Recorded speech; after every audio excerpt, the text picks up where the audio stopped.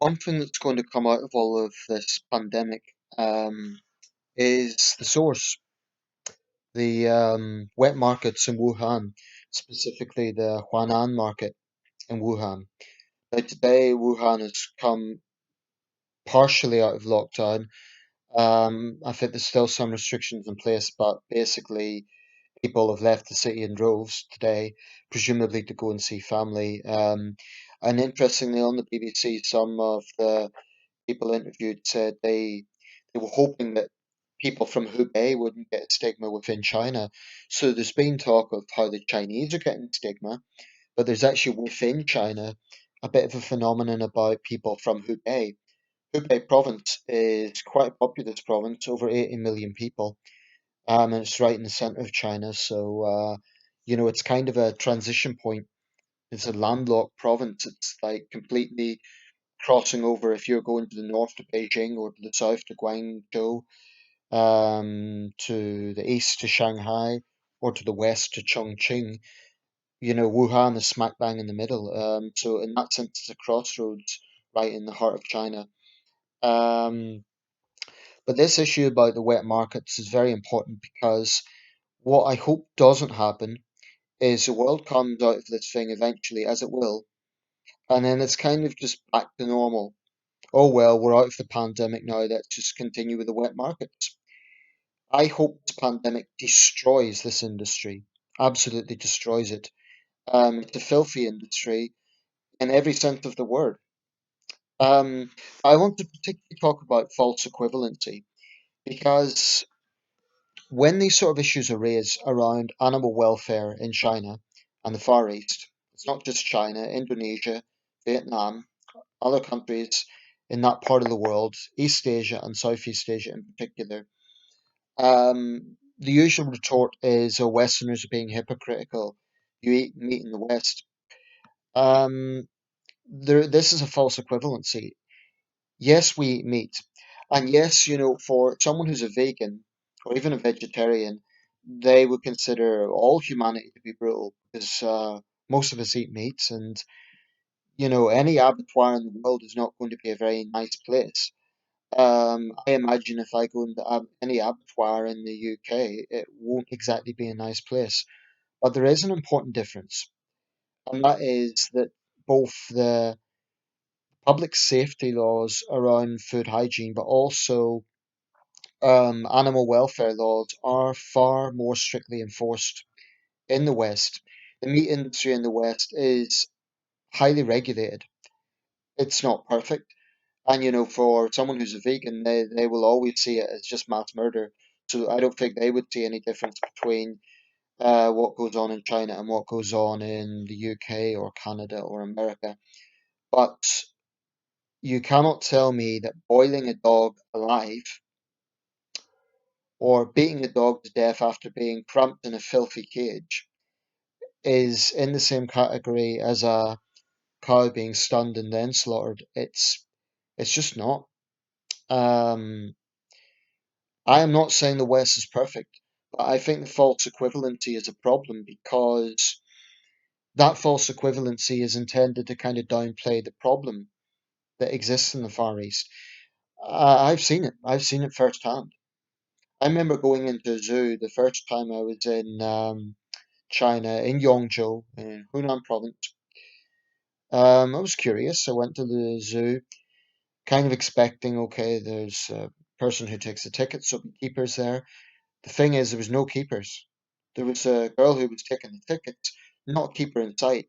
This was quite a small zoo. It wasn't. They didn't have big animals. I don't think they had giraffes or elephants or anything like that. But there was a dead crocodile. There was a very emaciated looking sun bear. There was an enclosure with several dead birds and several other birds that were kind of feathers falling out. It was a shithole, to put it bluntly. Um, I remember seeing some young people coming in, students, high school students, and they were totally oblivious to this. For them, it was just normal. They were taking pictures and stuff in front of the animals that were there. Me and my colleague felt so disgusted by this. Well, I should say she, contacted an animal welfare charity in Hong Kong to try and raise awareness of this to see if they could maybe send someone to investigate it. I've been in other zoos in China, because every big city has one. One in Hangzhou, one in Guiyang. They were a bit better, but the size of the enclosures was still very small, and that did trouble me. Also, idiots just blatantly disregarding the rules. So, for example, there was clear signs saying don't feed the animals, so you had idiots actually feeding sweets like candy to the giraffes. I mean, it doesn't go without, it doesn't take a genius to work out that human produced um, confectionery is not going to be good for an animal's gullet. It's just, the giraffes, these are animals that graze the African savanna. They're not used to that sort of food, so God knows what it's doing to them. But this is the thing I really want to stress. The issue is not the type of meat. So for me, the idea of eating a dog is less of an issue than the way they are done, right? The way they're beaten to death. I do not understand why, if it is necessary, one of my colleagues told me that in the south of China there's a theory that dog meat in winter months gives more heat. Well, that doesn't make much sense because I would have thought quite lean meat anyway. So the theory is a bit strange. But if it is necessary as a meat product, why not stun the dog or make its death quick? It's this thing about beating it to death. In South Korea, there's a tradition of eating live octopus.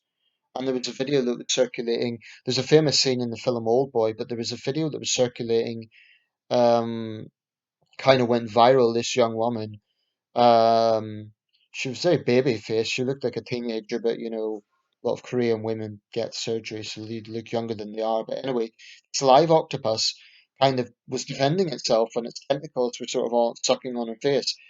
And she started crying. She said, "I'm so deformed, how awful. I will," but then she said, "I will recover myself and continue eating this creature later." I mean, what the hell did she expect? It's a live creature. So I know I run the risk of being accused of bigotry or even racism, but the sad reality is there is quite a widespread apathy to animal suffering in that part of the world. There is.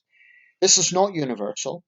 So there are a growing number of young Chinese who are distancing themselves from it. The Yulin Dog Festival in China doesn't have widespread support, in part because a few years ago there was a situation where dogs were actually being stolen by their owners, domestic dogs, and brought to this festival, and people were furious about this. This was their pet dogs, because generally the dogs that are eaten in China, and it's more in the south than the north, they tend to be kind of mangy crossbreed dogs. They don't tend to be pet dogs. So that maybe woke the public up a little bit. There is some strides in the right direction. For example, the government has made some bans, at least in legislation, against wild animals because of international attention. The problem is they're not really enforcing it. I mean, they should have enforced this after the SARS outbreak. That's 17 years ago, and well, we've seen what's happened. So I'm sorry, but this is not something to just say, oh, stop picking on the Chinese, it's racist, or, you can't just talk about what goes on in the Far East. What goes on, it's not just an ethical issue regarding animal welfare, it's caused a global pandemic. So now is the time to talk about it. And I would like to see, when this thing finally ends, the Chinese government really cracking down hard. Instead of punishing people who criticize the government, dissident lawyers and so on, they need to be punishing this filthy trade.